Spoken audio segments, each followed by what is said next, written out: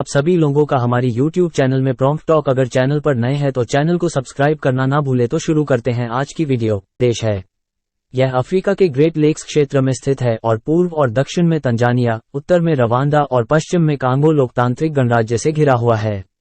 Burundi की राजधानी बुजुम्बुरा है और आधिकारिक भाषाएं किरुंडी और फ्रेंच हैं। देश में लगभग 12 मिलियन लोगों की आबादी है और ये दुनिया के सबसे गरीब देशों में से एक है। इस लेख में हम बुरुंडी के इतिहास, संस्कृति, अर्थव्यवस्था, राजनीति और वर्तमान मुद्दों पर करीब से नजर डालेंगे। हम बुरुंडी के सामने आने वाली चुनौतियों और उनसे निपटने के लिए किए जा रहे प्रयासों पर भी चर्चा करेंगे। इतिहास। बुरुंडी का इतिहास सदियों के प्रवास और विभिन्न जातीय समूहों के बीच बातचीत से चिन्हित है। इस क्षेत्र के शुरुआती निवासी ट्वा लोग थे जो शिकारी थे। बाद में बंटू भाषी लोग इस क्षेत्र में चले गए और हुतू और तुसी जातीय समूहों का गठन किया। हुतू मुख्य रूप से किसान थे जबकि तुसी पशुपालक थे। 16वीं शताब्दी में बुरुंडी तुसी वंश के नेतृत्व में एक राज्य बन गया।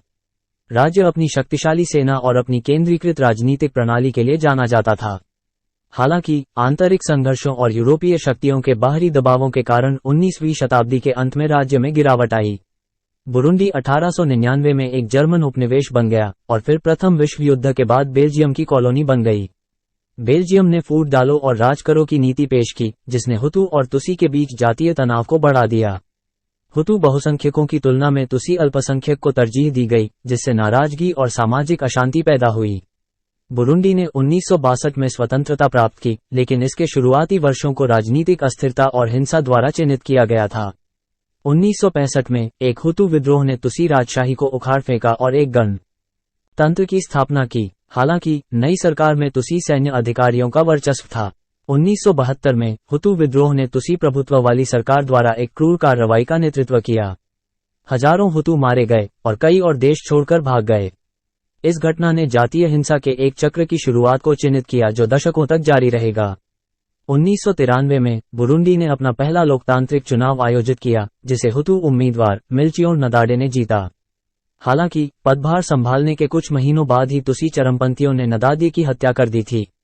इस घटना ने हिंसा और अस्थिरता की एक लहर को जन्म दिया जो वर्षों तक चली। 2005 में बुरुंडी ने लोकतांत्रिक चुनावों का एक और दौर आयोजित किया, जिसे स्वतंत्र और निष्पक्ष माना गया। राष्ट्रपति पियरे नकुरुंजिजा के नेतृत्व वाली नई सरकार ने राष्ट्रीय एकता और सुलह को बढ़ावा देने के प्रयास किए हैं। हालांकि देश अभी भी गरीबी, भ्रष्टाचार और राजनीतिक अस्थिरता सहित कई चुनौतियों का सामना कर रहा है।